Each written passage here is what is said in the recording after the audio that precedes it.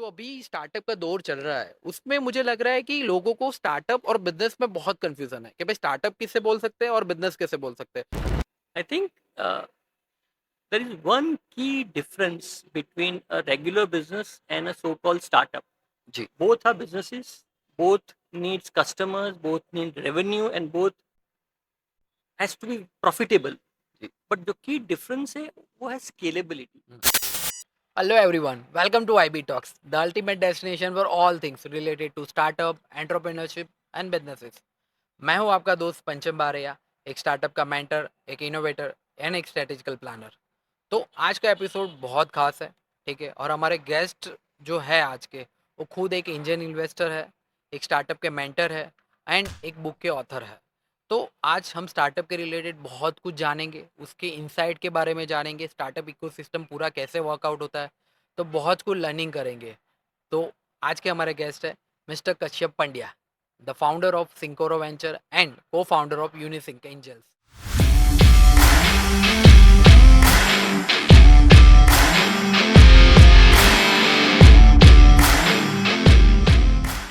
Ji Kashyap ji, me and I be welcome to our show. Thank you, Pancham. How are you sir, first of all? Fantastic as always. जी sir, अपने बारे में बताइए sir, आपने अपनी journey कैसे start की और इकोसिस्टम के रिलेटेड आप कुछ बताइए कि भाई स्टार्टअप के रिलेटेड बहुत सारे प्रेक्षक हैं वो जानना चाहते हैं कि स्टार्टअप के रिलेटेड क्या है। तो आज सारे फंडामेंटल क्वेश्चन हम सॉल्व करेंगे आपकी एक्सपर्टाइज से। तो प्लीज अपने बारे में बताइए Kashyap ji. So I think I started my journey in the startup ecosystem in the year 2000. Okay. Okay, that was the first internet wave in India. Okay, so I started a job in a company called ideasany.com in the year 2000. Uh, that was the first wave of startup. हम उस time पे startup co dot com कहा करते थे. It was a dot com era, but I think within a year there was a dot com bubble burst because 2001 was a major setback for the startup ecosystem globally. जी। तो 2001 में काफ़ी startups को funding मिलना बंद हो गया, and I think my company also went the same phase, but because that company had a great set of promoters we pivoted and started another company into healthcare communication space. And ultimately, I started my own company in the same space called Synapse, which is a healthcare communications company. जी। So, I started as a startup guy, but then moved to the traditional advertising and marketing world. और हम वो time पे startup को दूर से देखा करते थे बिकॉज दूध का जला छाछ को फूक फूक के पीता है. So हाँ। we have seen the dot-com bubble burst. So we were very skeptical about what was happening in the startup ecosystem. This was about 2001, 2002. 2001। Okay, so we all moved away from the startup world. But हम देख रहे थे. And then what happened was in 2006-7 again the second wave of startup or dot-com started in India with players like Flipkart and Paytm, and some good guys again went back to the startup ecosystem and started some fantastic company. But still I was not very confident. uh, Business अच्छा चल रहा था, तो never wanted to take that risk, and we were just observing कि क्या हो रहा है startup ecosystem में. So I think from 2007 to 2013-14, okay, India went through a very interesting phase where a lot of good startup emerged, and I think first dot-com emerged in 2013 in Mobi, hmm. followed by Flipkart in ji. 2014. Then suddenly we all realized that now unicorns are emerging in India. Now wealth is being created, the ecosystem is now maturing. तो थोड़ा confidence बढ़ गया कि now वो startup का दिल तो startup का ही था, तो था कि probably now it's time to went back to the startup ecosystem. But how do we enter the startup ecosystem again, because by that time I was not a 20-year-old guy. Okay, I was already in my mid 30s. We thought कि now how should I enter the startup ecosystem? So I think in the year 2016, 15, 16, I started studying what is happening in the startup ecosystem and what are जी। the opportunities. जी। One very interesting thing that emerged during that phase between 2015 to 2016-17 was most of the startup action was happening in cities like Bangalore, Pune, Mumbai, NCR. Almost 90% of the startup action was on those major cities. And when I was having conversation with my friends in Silicon Valley and in US, they were already talking about कि how startup ecosystem is moving from Silicon Valley to tier 2 cities like Austin and other cities. तो बोला time पे वो लोग पूछते थे कि भाई इंडिया में क्या हो रहा है, तो हम बोलते थे यार इंडिया में तो एक्शन तो अभी बैंगलोर में ही है.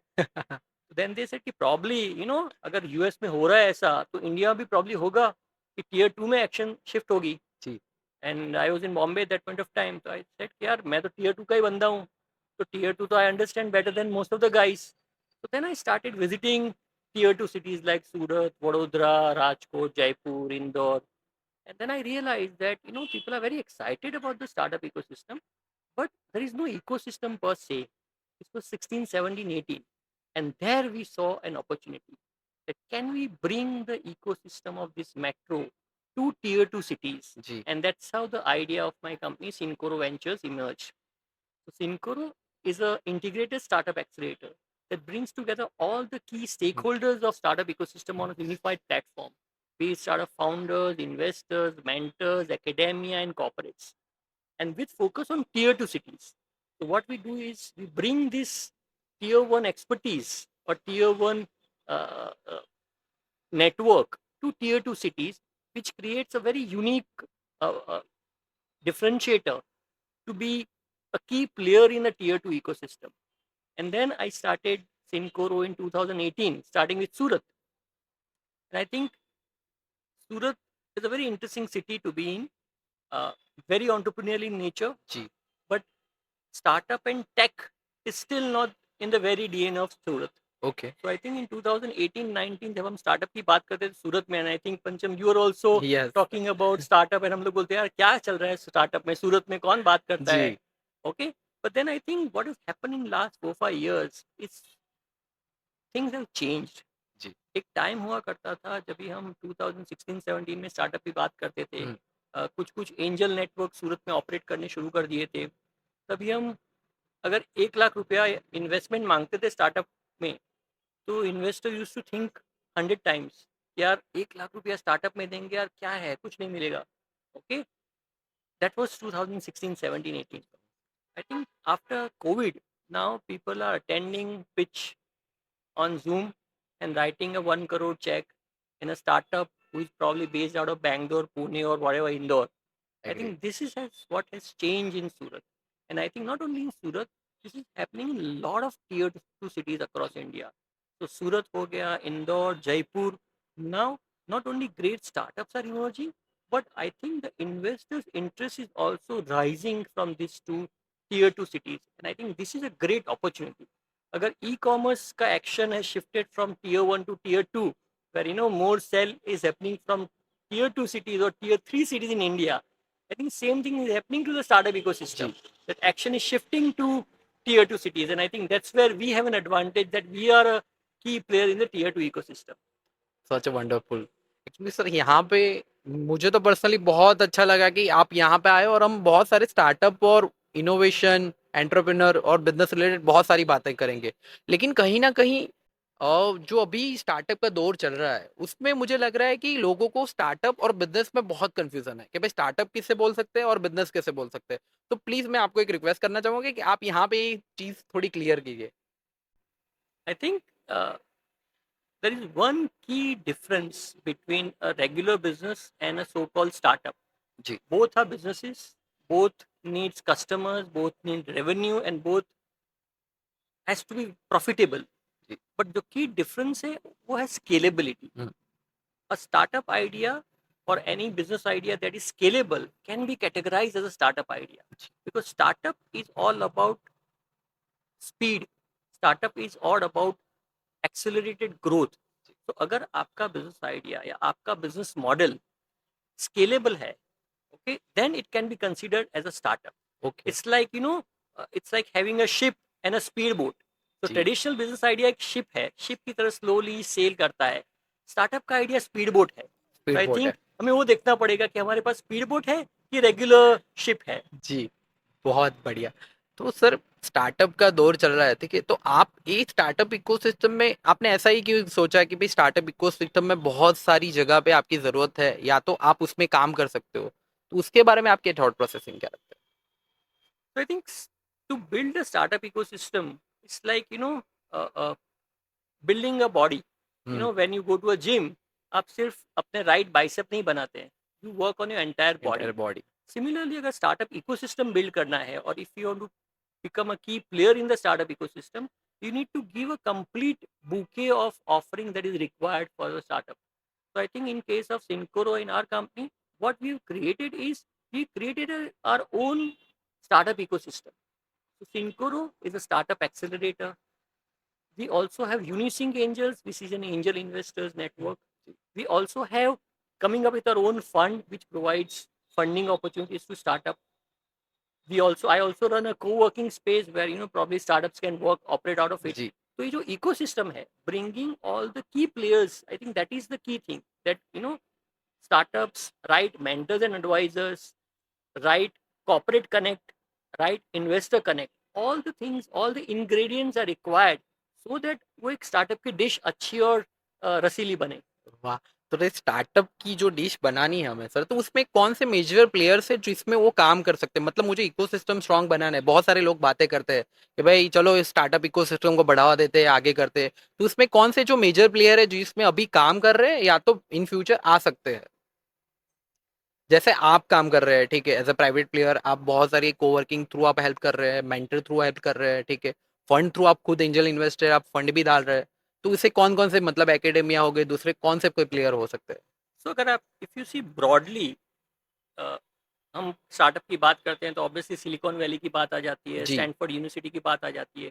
तो यूएस जैसे देशों में universities are the epicentre of new ideas. आप जी। बहुत बार सुनेंगे कि यार ये आइडिया एक यूनिवर्सिटी के स्टूडेंट ने शुरू किया था. तो I think university academia plays a very very important role because new ideas, fresh ideas, new innovation comes from universities or from those students. So I think universities plays a very very important role.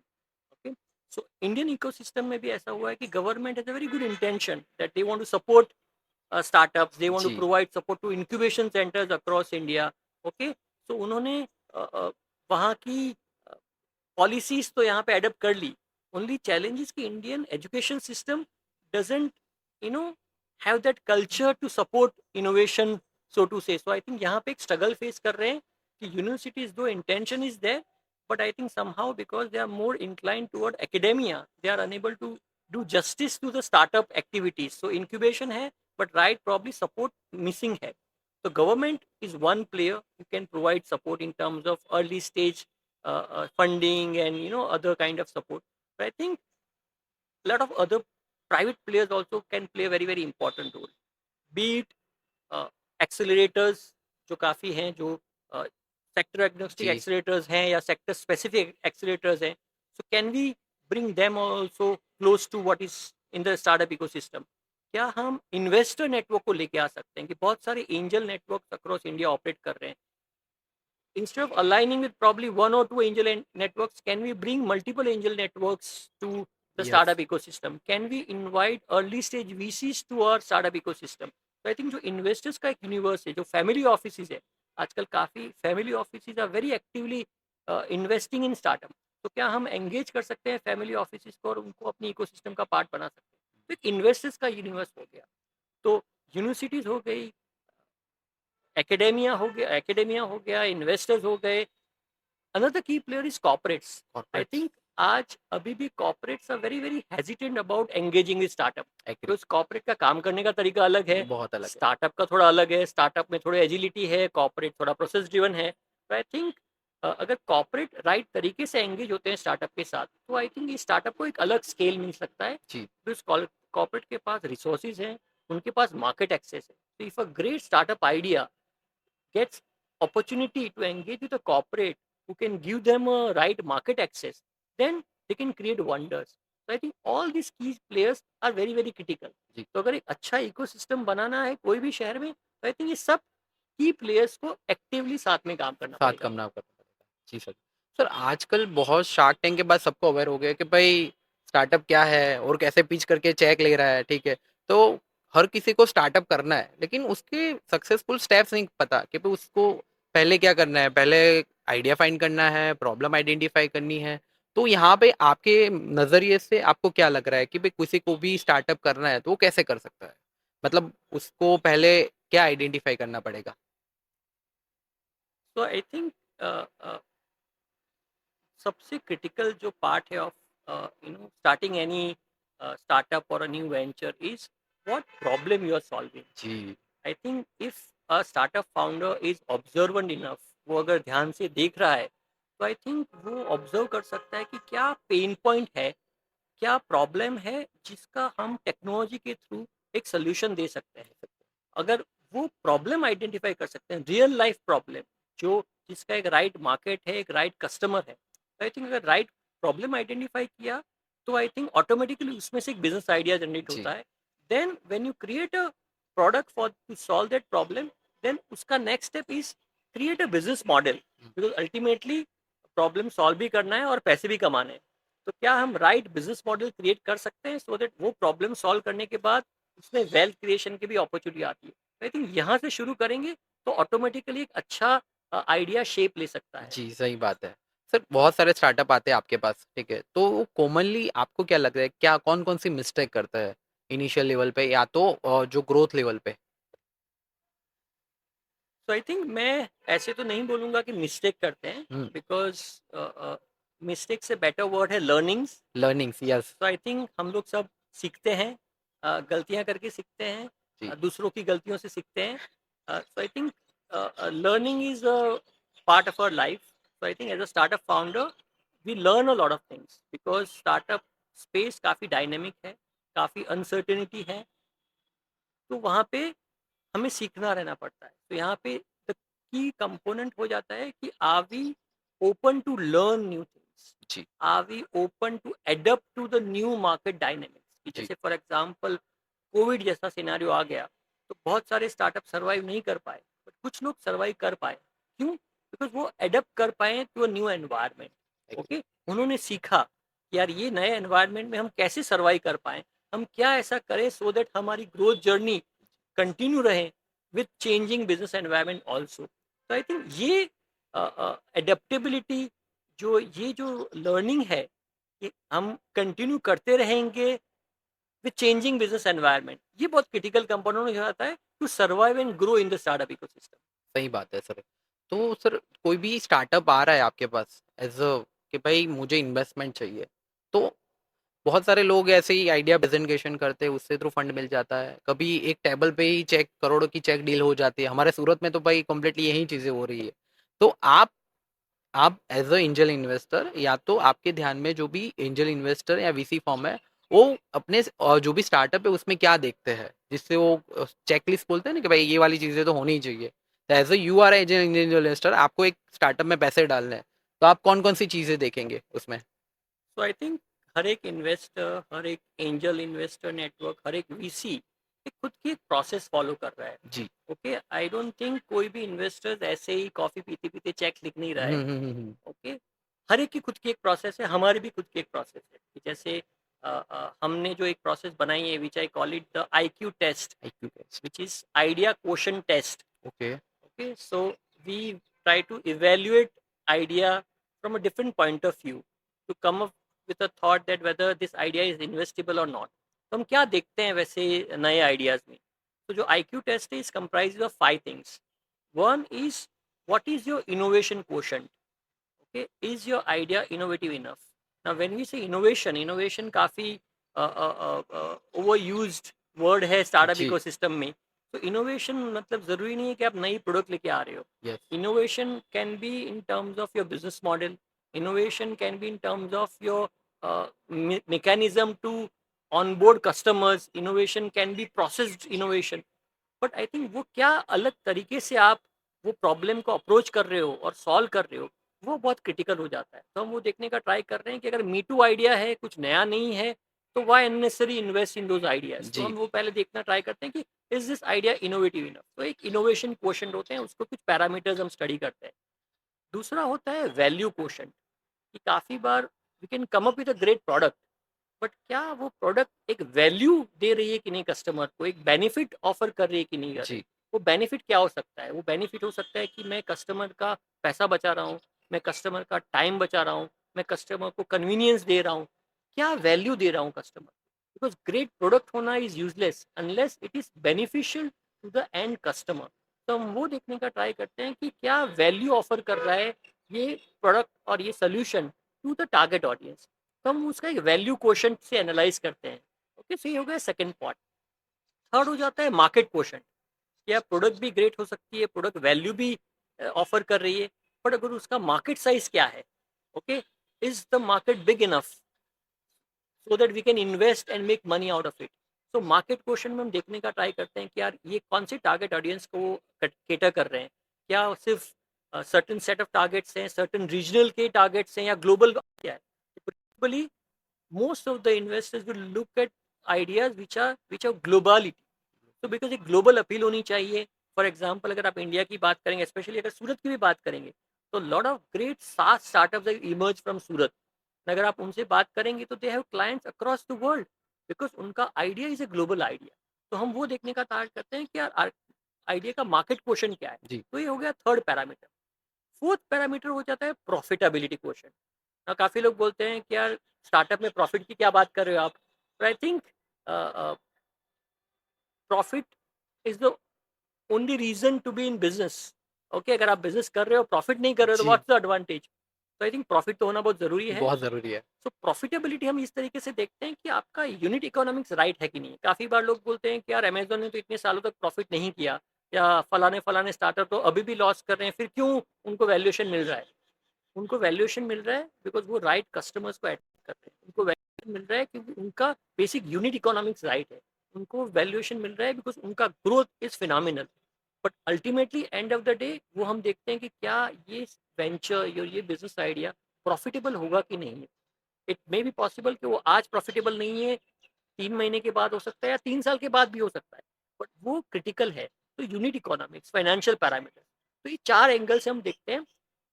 Innovation quotient, value quotient, market quotient and profitability quotient. और पांचवा जो हम factor देखते हैं जिसको हम बोलते हैं x factor. Now x factor is something which is unknown. Okay, x factor हो सकता है टाइमिंग।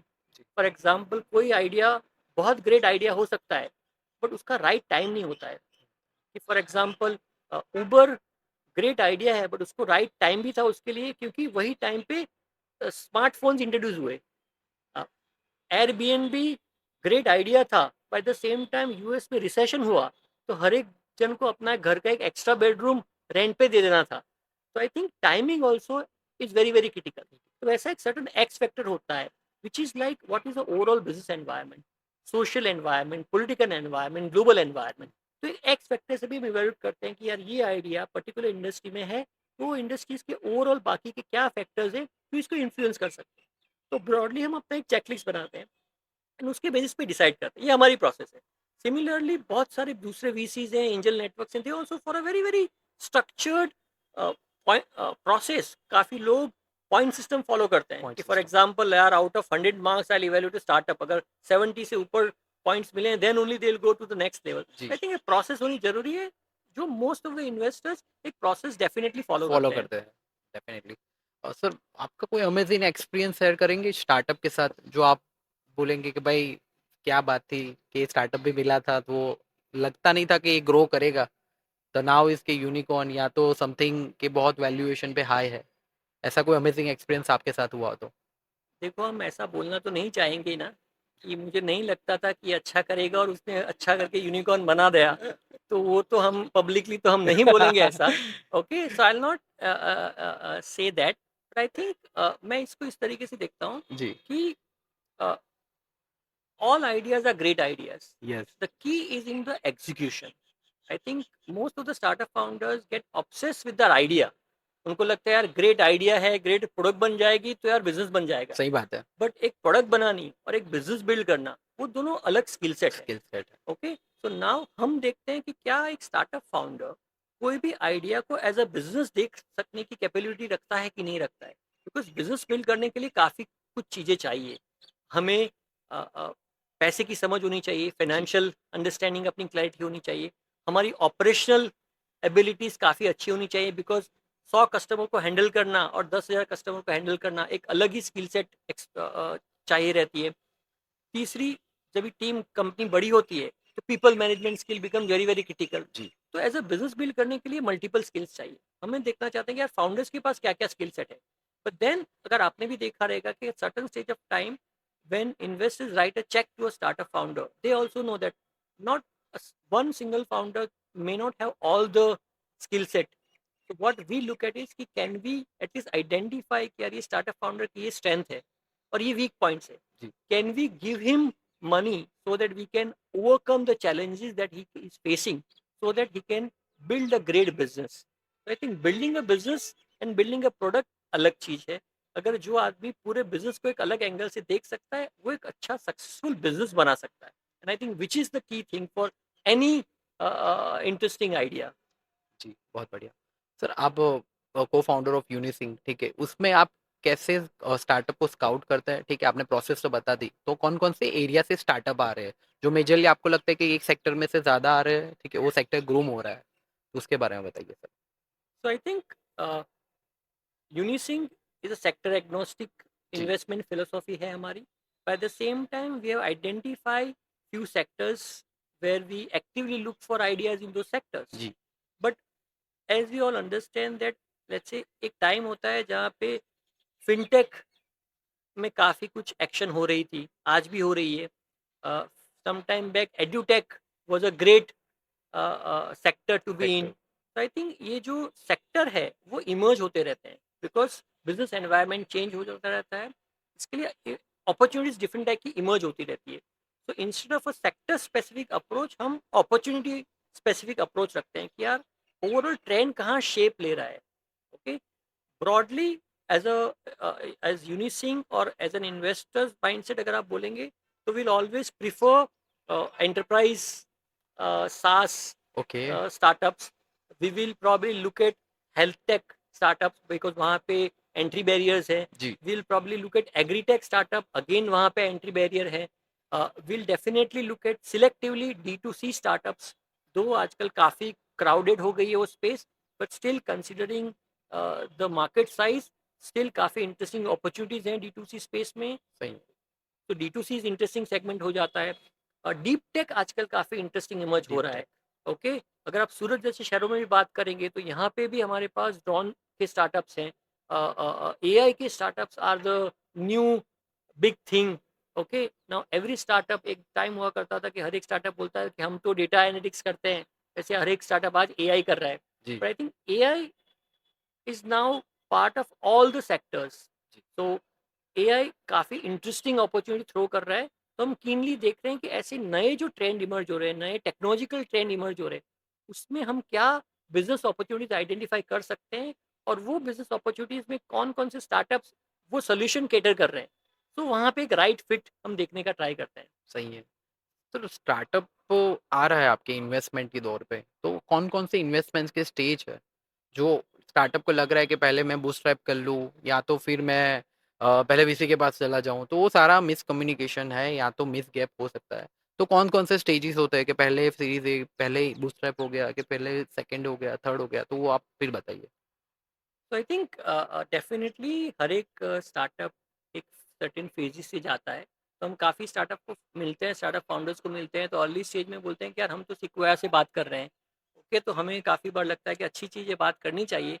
बट आई थिंक एक एक प्रोसेस है बिकॉज इन्वेस्टमेंट का भी एक फेजिस होता है.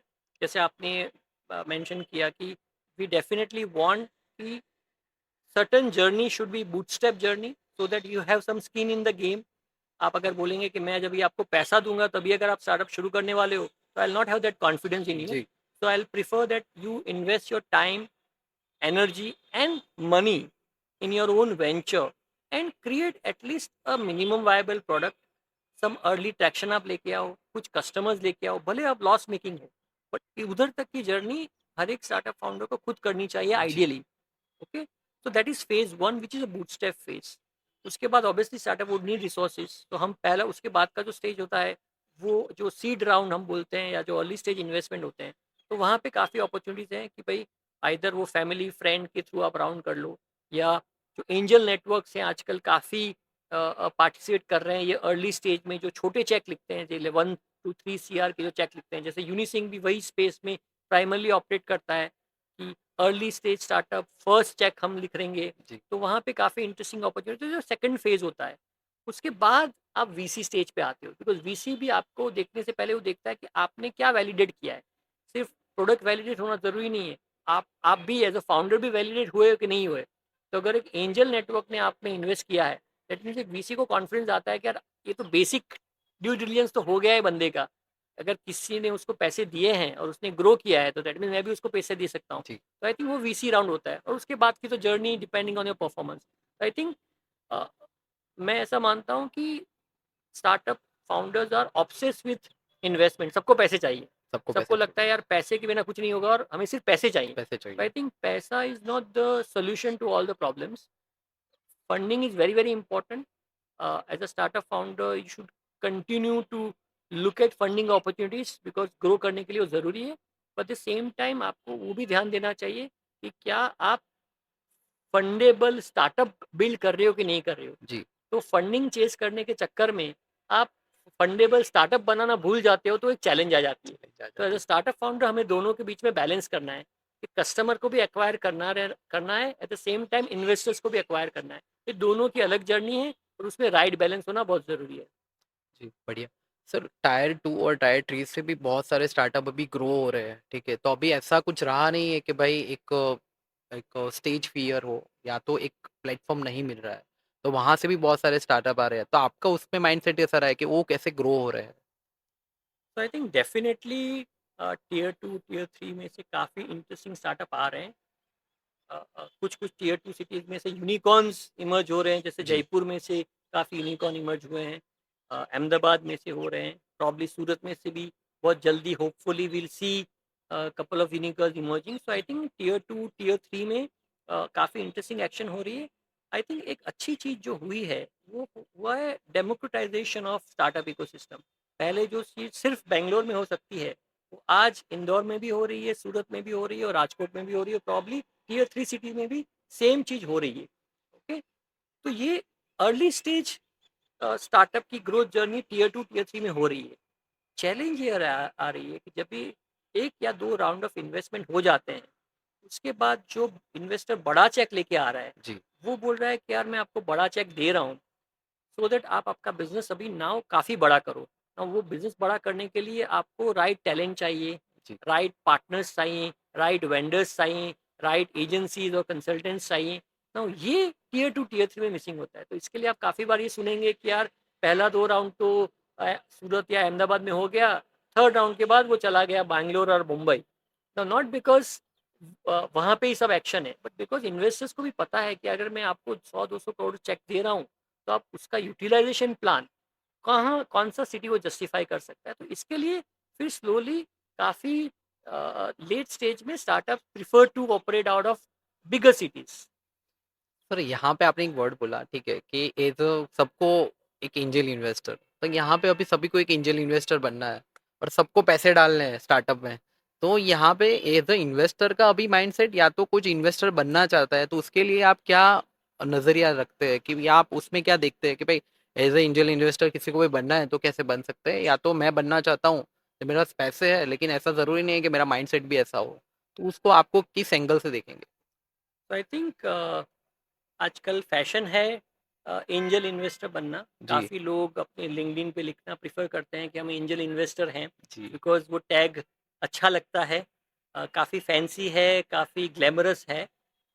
बट एंजल इन्वेस्टमेंट है क्या? वो सबसे हाईएस्ट रिस्क का इन्वेस्टमेंट क्लास है, स्टार्टअप इन्वेस्टमेंट। जी, ओके, तो अगर as an angel investor, I think सबसे पहले हमें अपने आप को पूछना चाहिए व्हाट इज योर वाई। हम स्टार्टअप को पूछते रहते हैं, स्टार्टअप फाउंडर को पूछते हैं ना कि भाई what is your why. Why. तो I think as an angel investors भी हमें अपने आप को पूछना चाहिए कि what is my why, hmm, why I am investing in startup.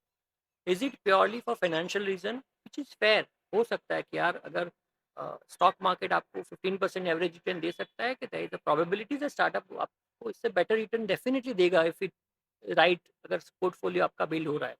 तो finance pure financial gain would be a very legitimate reason. But उसके अलावा भी काफ़ी इंटरेस्टिंग रीजंस है to be an angel investor.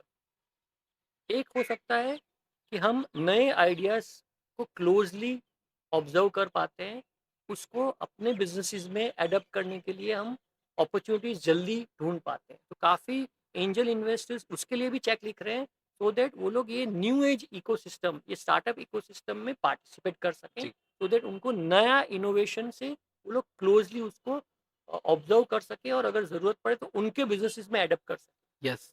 कुछ एंजल इन्वेस्टर्स इसके लिए भी स्टार्टअप इकोसिस्टम में देखते हैं कि यार टेक्नोलॉजिकली क्या नया चल रहा है, वो मैं देखूं और उससे मेरे बिजनेस को, एग्जिस्टिंग बिजनेस को क्या फ़ायदा हो वो देखूं। तो जी। पैसे तो डाल के मैं पैसे कमा ही रहा हूँ, बट ये मुझे एक एडिशनल एडवांटेज देता है। तो इसके लिए हर एक इन्वेस्टर्स के अलग अलग रीज़न हो सकते हैं। I think there are no right और wrong reasons, only thing is कि as an angel investor I should know what is my why. I think अगर वो क्लैरिटी है तो डिसअपॉइंटमेंट कम होगा, बिकॉज एक फैक्ट है कि स्टार्टअप इन्वेस्टमेंट रिस्की है, फेलियर रेट इज काफ़ी हाई है। मतलब देर आर पॉसिबिलिटीज कि अगर आपको राइट पोर्टफोलियो बिल्ड नहीं हुआ है तो आपका return could be completely zero also. तो ये इनहरेंट रिस्क इन्वॉल्व है, बट अगर आपका वाई क्लियर है, okay, then it becomes easier. तो हम ऑलवेज ये सजेस्ट करते हैं कि अगर आप फर्स्ट टाइम इन्वेस्टर हो, आप एंजल इन्वेस्टर हो, तो you should not invest 5% of your investable amount in the startup ecosystem. जी। Why? Because it's a very risky proposition. तो आई थिंक आप जैसे इन्वेस्टमेंट में या स्टॉक मार्केट में हम पोर्टफोलियो मैनेज करते हैं, वैसे आपके इन्वेस्टमेंट पोर्टफोलियो में आज एफडी हो गया, रियल एस्टेट हो गया, स्टॉक मार्केट हो गया, म्यूचुअल फंड हो गया, गोल्ड हो गया, वैसे startup can also be part of your portfolio, but it can be a small portion, not very high portion, because it's a risky proposition. बढ़िया। जी कश्यप जी, हाँ, अब मुझे ये बताइए कि एज अ वीसी और एज अ एंजल इन्वेस्टर वो startup में क्या देखते हैं, उसको क्या रिटर्न मिल रहा है अभी? क्या रिटर्न मिल रहा है? या। आई थिंक स्टार्टअप जैसे हम बात कर रहे थे, थोड़ा रिस्की इन्वेस्टमेंट क्लास है, तो उसका return should be more than the returns in the other investment class. अगर म्यूचुअल फंड में अगर 15% मिल रहा है, एफडी में 8% मिल रहा है, रियल एस्टेट में 8-9% मिल रहा है, तो डेफिनेटली स्टार्टअप में उससे ज़्यादा मिलना चाहिए लॉजिकली। लॉजिकली। ओके, बट वो ज़्यादा क्या है? यस। ओके, अगर हम इन्वेस्टर से बात करते हैं, काफ़ी एंजल नेटवर्क से बात करते हैं, तो नॉर्मली लोग बोलते हैं क्या स्टार्टअप में तो 10x मिलना चाहिए। ओके, कुछ कुछ स्टार्टअप में डेफिनेटली 10x मिल सकता है, बट जो आपका एवरेज रिटर्न है, बिकॉज आप पोर्टफोलियो बिल्ड कर रहे हो, आप 100 रुपया 10-10 रुपये में डिवाइड करके या 5-5 रुपये इंटू 20 स्टार्टअप करके इन्वेस्ट कर रहे हो, तो आपको ऐसा हो सकता है कि एक स्टार्टअप में 10x भी मिल सकता है, 100x भी मिल सकता है, बट आपको हर एक स्टार्टअप में वो मिलना डिफिकल्ट है। तो आपका एवरेज रिटर्न क्या हो जाता है, या आपका IRR क्या होना चाहिए, या what should be a realistic IRR? तो आई थिंक जैसे मैंने बताया कि पहले तो उसका जो होराइजन है इन्वेस्टमेंट का स्टार्टअप स्पेस में, वो थोड़ा बड़ा है। तो जी। आपको पहले 5 to 10 years का होराइजन रखना पड़ेगा रिटर्न का एक्सपेक्टेशन के पॉइंट ऑफ ओके। व्यू से। पहली चीज हो गई। दूसरी चीज ये हो गई कि आप क्या रिटर्न एक्सपेक्ट कर रहे हो। तो जैसे बताया कि हम 15% अगर म्यूचुअल फंड दे रहा है, तो यहाँ मुझे एटलीस्ट 20% से ज़्यादा अगर रिटर्न है, तो मेरा वो रिस्क जस्टिफाई हो रहा है। जी। तो मेरा 20% से ज़्यादा रिटर्न IRR बैठना चाहिए फ्रॉम स्टार्टअप इन्वेस्टमेंट। जी। एकदम कंजर्वेटिव में बता रहा हूँ। ओके, तो वो वर्थ एक्टिविटी हो जाती है। नाउ अगर आप एंजल नेटवर्क और वीसी पॉइंट ऑफ व्यू से पूछे, तो कोई भी एक वीसी टिपिकली एक्सपेक्ट करता है कि उनका IRR 30 to 40% IRR की रेंज में वो रिटर्न इन्वेस्टर्स को दे सके, बिकॉज वो एक राइट और रियलिस्टिक नंबर है। काफ़ी ऐसे वीसीज हैं, काफ़ी ऐसे फंड्स हैं जो उससे काफ़ी ज़्यादा रिटर्न भी दे चुके हैं, बट काफ़ी ऐसे फंड हैं जो वो रिटर्न देने में, मैच करने में भी डिफिकल्टी फेस करते हैं। But 30 to 40% is the typical expected return, okay. IRR percentage जिसको हम बोलते हैं, वो वीसीज टारगेट करते हैं। ओके, तो ये रियलिस्टिक नंबर है। तो अगर आप 5 से 10 साल के होराइजन में अगर आप 20 to 30% रिटर्न जस्टिफाई कर सकते हैं, you should be as an investor, you should be very happy with that investment class. बढ़िया। So as a angel investor how to write the first cheque? So I think first cheque लिखने के काफ़ी अलग अलग तरीके हैं। uh, जैसे कुछ इन्वेस्टर्स ऐसे हैं कि जो खुद स्टार्टअप को समझना चाहते हैं। जी। ओके, जिसको हम बोलते हैं कि काफ़ी इन्वॉल्व इन्वेस्टर्स होते हैं, कि जो स्टार्टअप फाउंडर से बात करेंगे, उनका बिजनेस समझने की ट्राई करेंगे। Okay, preferably they will prefer startup जो उनकी इंडस्ट्री से रिलेटेड हैं, सो दैट वहाँ पे वो कुछ वैल्यू एड डालने का भी ट्राई करेंगे। जी। ओके, ये जो इन्वॉल्व इन्वेस्टर्स हैं, तो वो इन्वेस्टर्स फिर उसके हिसाब से स्टार्टअप से एंगेज करके एक 5 से 10 लाख का चेक लिखते हैं। ये एक सेट ऑफ इन्वेस्टर्स है, ओके, जो समझना चाहते हैं। हुँ। दूसरे इन्वेस्टर्स हैं जो समझना चाहते हैं डेफिनेटली, बिकॉज वो अपना नॉलेज भी गेन कर रहे हैं अबाउट स्टार्टअप इन्वेस्टमेंट, बट वो उनको वहाँ पे उधर कोई इन्वॉल्वमेंट नहीं चाहिए, उनको कंट्रीब्यूट कुछ नहीं करना है या प्रॉब्ली नहीं कर सकते हैं, उनको लग रहा है कि अभी नहीं कर सकते हैं, बट वो समझ के इन्वेस्ट करना चाहते हैं। ये सेकेंड क्लास हो जाता है। तीसरे जो लोग हैं, they are very very clear कि यार ये नया बिजनेस मॉडल का जो अ, तरीका है, ये हमें समझ में नहीं आ रहा है, तो हम अपनी विजडम यूज नहीं करना चाहते हैं। लेट मी आस्क समवन जिनको बिजनेस समझता है, हम वो बोलेंगे उसके वहां पे डाल देंगे। तो जी। Those people will prefer to go to an angel network, और they will go to a VC कि बॉस मुझे स्टार्टअप सेल में पैसा डालना है, मुझे समझ में नहीं आता है, आपके पास तरीका है, आप डालो, मैं देखूंगा ये तरीका क्या है। ऐसे लोग slowly they learn the tricks of the trade, वो लोग समझ जाते हैं। बिकॉज सी, बिजनेसमैन उनके पास खुद की एक विजडम है। जी। बिकॉज मैं अगर इन्वेस्टर बना हूं, दैट मीन्स कि I am already a successful entrepreneur, मुझे पैसा तो कमाना आता है, मुझे सिर्फ नया न्यू एज बिजनेस मॉडल समझ में नहीं आ रहा है, जो मैं प्रॉब्ली ऐसे कुछ एक्सपीरियंस से सीख जाऊंगा। तो अलग अलग टाइप के बिजनेस और इन्वेस्टर्स हैं, और हर एक का माइंडसेट अलग है। हमें पूछना चाहिए कि हम किस टाइप के इन्वेस्टर्स हैं। और I think startup founders normally prefer करते हैं इन्वेस्टर्स जो उनके रेगुलर बिजनेस में इंटरफियर ना करें। जी। आई थिंक ये एक बहुत क्रिटिकल कंपोनेंट होता है from investors point of view, कि आप क्या बाउंड्री के अंदर रहोगे। बिकॉज काफी इन्वेस्टर्स अगर इंटरफियर करना शुरू कर देते हैं, तो which is very very uncomfortable for a startup founder. Startups के बारे तो वहां पे एज एन एंजल इन्वेस्टर आपको अपनी एक बाउंड्री सेट करनी चाहिए, आपको अपनी एक ब्रॉडर इन्वेस्टमेंट फिलोसफी बनानी चाहिए, और फिर पार्टिसिपेट करना चाहिए। में। तो as a you are angel investor तो आप किस पे बेट लगाओगे? स्टार्टअप के आइडिया पे या उसकी टीम पे? सो आई थिंक मैं ऑलवेज ऐसा कहता हूँ कि idea itself has no intrinsic economic value. Okay, ideas are diamond dozen. Idea तो आप सबके पास है, आप अगर हमें भी पूछेंगे, किसी को भी पूछेंगे, गूगल करेंगे, चैट जीपीटी को पूछेंगे, आपको 100 आइडिया दे देंगे। जी। ओके, तो आज आइडिया इंपॉर्टेंट है, बट आइडिया के साथ बहुत सारी चीज़ें चाहिए। सो मैं ऑलवेज ऐसे कहता हूँ कि there are 3 things that are required to build a successful business: जी। Great idea, great team, and great resources. सही बात है। तो आपके पास आइडिया भी चाहिए, अच्छी टीम भी चाहिए। टीम और आइडिया है और रिसोर्सेज नहीं है। रिसोर्सेज कैन बी पैसा, इंफ्रास्ट्रक्चर, लॉट ऑफ थिंग। ये तीनों चीज चाहिए to build a successful business. तो अगर आप पूछेंगे तो हम आइडिया भी देखेंगे, टीम भी देखेंगे, और वो टीम की रिसोर्स रेस करने की कैपेबिलिटीज भी देखेंगे कि वो क्या फर्दर राउंड रेस करने की कैपेबिलिटीज रखते हैं। तो हम वो तीनों का कॉम्बिनेशन देख के इन्वेस्ट करना प्रीफर करते हैं। परफेक्ट। तो सर, आप as a startup angel investor या तो as a mentor point of view आप स्टार्टअप में कौन-सी क्वालिटी देखते हैं? वैसे तो हम बहुत सारी क्वालिटीज देखते हैं, हुँ। बिकॉज जैसे हमने बताया कि to build a successful business you need multiple skill set. I think एक होता है स्किल्स। स्किल्स। ओके, कि भाई अगर आप टेकीज हैं, आप प्रोग्रामर हैं, तो आपको यार प्रोग्रामिंग लैंग्वेज आती है कि नहीं, ये स्किल है, you can be a great programmer. I think as a founder more important is आपका mindset, because startup world is very uncertain. Startup world is not a cakewalk, जहाँ पे काफ़ी चैलेंजेस आती है। तो वहाँ पे हम ये देखने का ट्राई करते हैं कि क्या वो स्टार्टअप फाउंडर में वो क्वालिटी है। वो क्या क्वालिटी है? A quality of Perseverance. क्या वो डिफिकल्ट टाइम में भी without losing his focus, can he keep going towards achieving his goal? So perseverance is very very important. Okay, Winston Churchill ने कहा है कि if you are going through hell, keep going. तो I think हर एक startup founder कभी कभी एक hello में से पास हो रहा है, but whether he has the mindset to keep going और not, I think this is very very critical. I think अगर ये जिसमें है, वो हर एक डिफिकल्टी को ओवरकम करके अपने गोल की तरफ आगे बढ़ेगा। जी, वो तो सही है सर। सर आप स्टार्टअप इकोसिस्टम के बारे में कि या तो फ्यूचर ऑफ स्टार्टअप इकोसिस्टम के बारे में कुछ बताना चाहिए? I think India as of now बहुत इंटरेस्टिंग स्टेज पे है। मोदी जी ने तो हमें अमृतकाल घोषित कर दिया है। सो नेक्स्ट सही। 25 years are very very exciting years for India.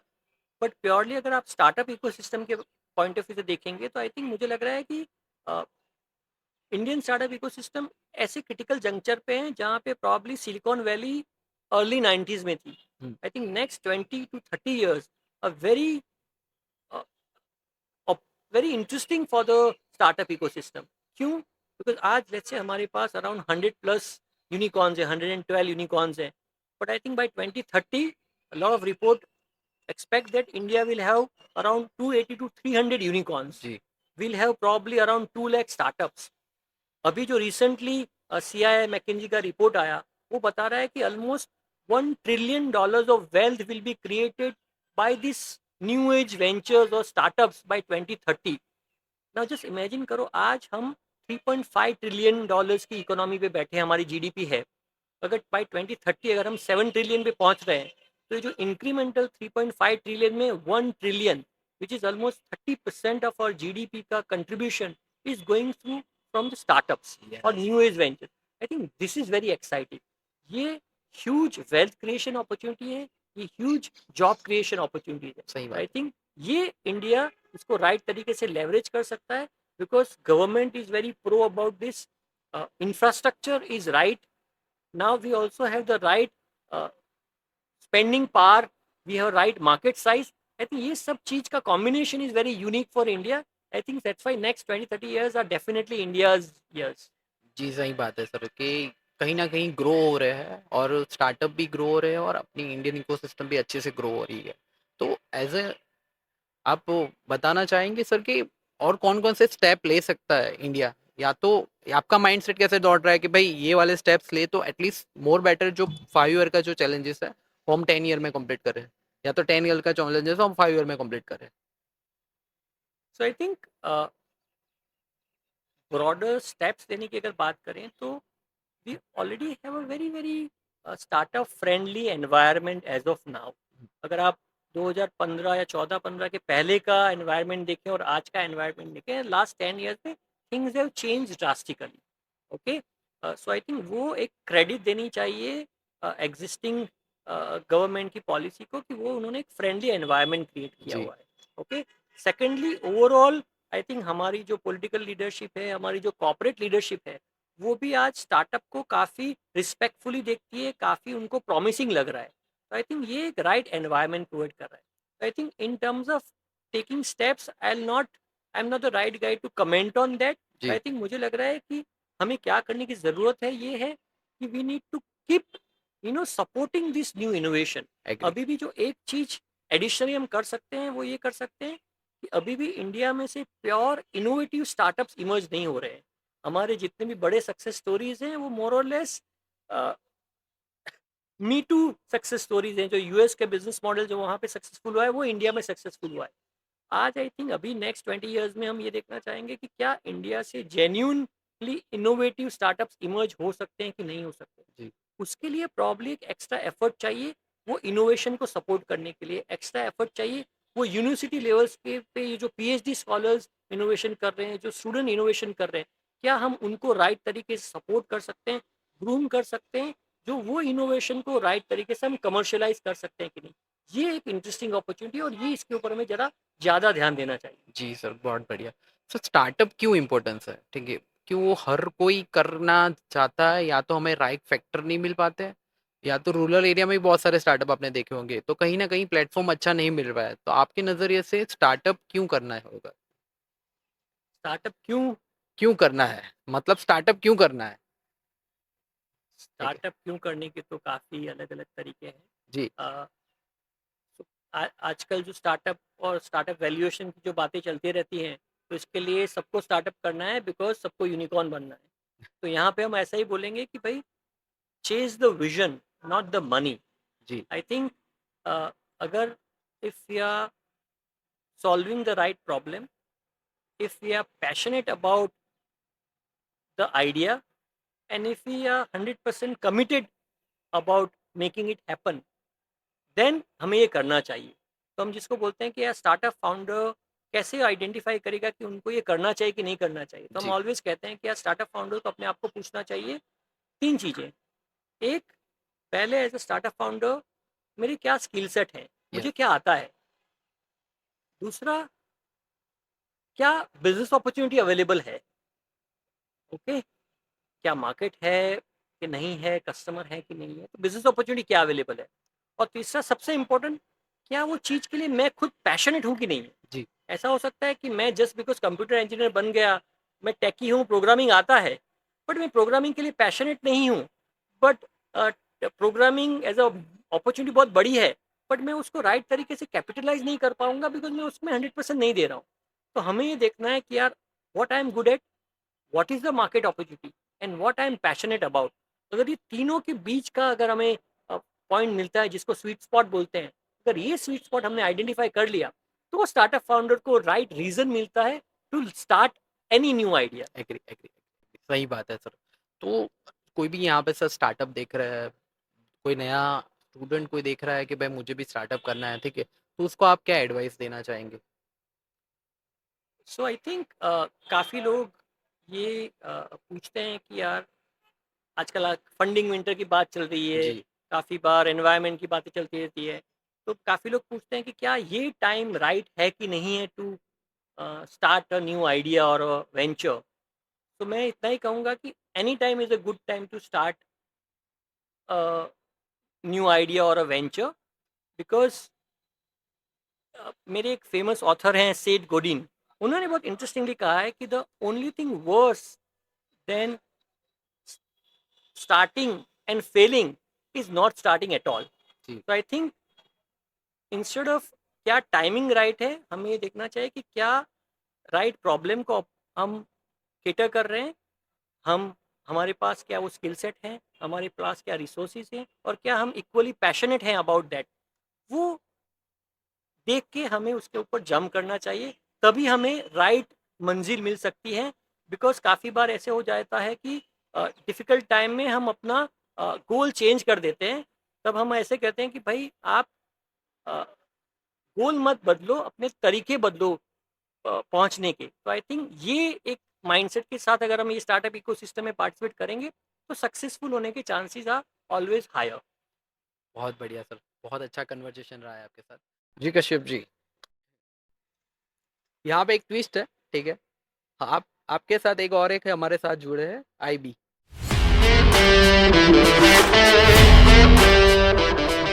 ठीक है, आईबी भी आपसे थोड़े क्वेश्चन करेंगे। तो उनका पहला क्वेश्चन ये है कि भाई आईटी का रोल बिजनेस में क्या है अभी, और उनका फ्यूचर क्या ग्रोथ है? I think for any business IT is an enabler. जी। ओके, अगर आप कोई भी बिजनेस देखें या हमारा बिजनेस देखें, हमारे काफ़ी स्टार्टअप्स का बिजनेस मॉडल देखें, तो हम ब्रॉडली आईटी का रोल तीन तरीके से देखते हैं। If it's not a hard core tech startup, उनकी मैं बात कर रहा हूँ कि आईटी एज एन इनेबलर क्या रोल है। सबसे पहला हम देखते हैं एफिशिएंट ऑपरेशंस। क्या आईटी से हम जो बिजनेस ऑपरेशन कर रहे हैं, रन कर रहे हैं, वो क्या ज़्यादा एफिशिएंटली कर सकते हैं, जो डेफिनेटली आईटी उसमें एक बहुत क्रिटिकल रोल प्ले कर रहा है। तो efficient operation is one area where IT can contribute a lot. दूसरा जो एरिया हम देखते हैं वो है market access and customer experience, जी। क्योंकि अल्टीमेटली हम बिजनेस कर रहे हैं फॉर आवर कस्टमर्स। तो क्या हम आईटी की हेल्प से कस्टमर का ओवरऑल एक्सपीरियंस बेटर कर सकते हैं? क्या हम उनका हमारा कस्टमर आउटरीच बेटर हो सकता है? क्या हम राइट मार्केट एक्सेस कर सकते हैं थ्रू आईटी? ये दूसरा एक आईटी का रोल हम देखते हैं for market access and for customer experience. And तीसरा और सबसे इम्पॉर्टेंट जो आईटी का रोल है for any business is scalability. क्या मैं आईटी का यूज करके मेरे बिजनेस को एक अलग स्केल दे सकता हूँ कि नहीं दे सकता हूँ? आई थिंक ये सबसे क्रिटिकल कंपोनेंट होगा एनी आईटी का for most of the businesses. तो broadly efficient operation, better customer experience and scalability, ये ब्रॉडली थ्री क्रिटिकल कंट्रीब्यूशन होंगे आईटी के for most of the businesses. Agree. Sir, what are the prediction of the role of AI for the future of business community in general and your venture? So I think AI is not just the future of business. It is the present that is revolutionizing how we work today. जी। how we innovate, how we engage with our customers. So I think AI is already playing a very, very, very important role in how we are building our businesses, how we are developing a growth model of any company. So I think for every business, AI is now already a part of their growth journey.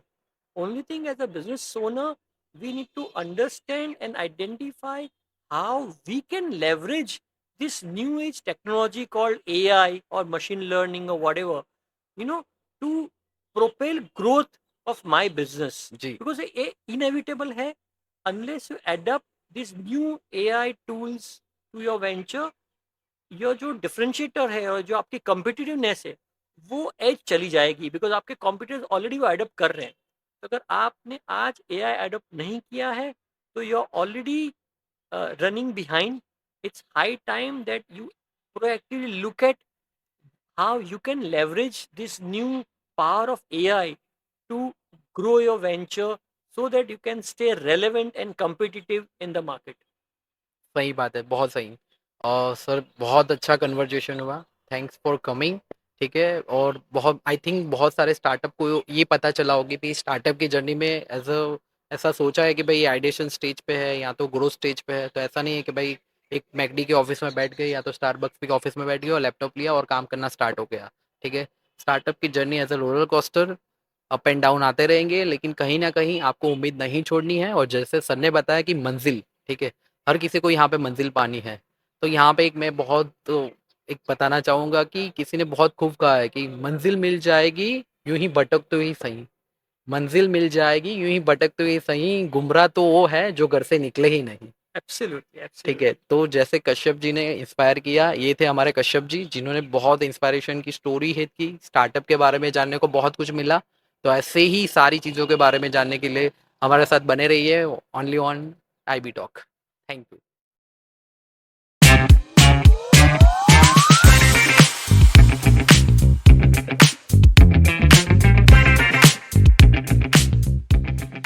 जो अभी startup का दौर चल रहा है उसमें मुझे लग रहा है कि लोगों को स्टार्टअप और बिजनेस में बहुत कंफ्यूजन है कि भाई स्टार्टअप किससे बोल सकते हैं और बिजनेस कैसे बोल सकते हैं। I think there is one key difference between a regular business and a so-called startup. Ji, Both are businesses, both needs customers, both need revenue, and both has to be profitable. But the key difference है वो है scalability. A startup idea or any business idea that is scalable can be categorized as a startup idea, because startup is all about speed. Startup is all about accelerated growth.